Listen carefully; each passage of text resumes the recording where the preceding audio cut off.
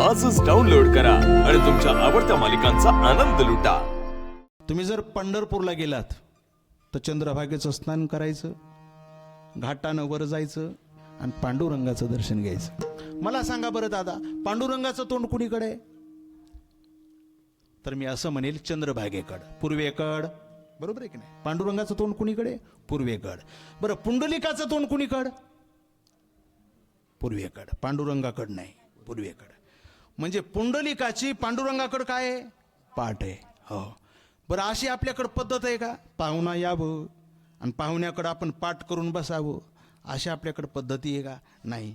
मग जगद्गुरु तुकाराम महाराजासारख्या महात्म्याने पुंडलिकाला विचारलं, हो पुंडलिका, असं का केलंस रे? जगाचा मालक तुझ्या भेटीला आला आणि तू त्याच्याकडे पाठ केलीस?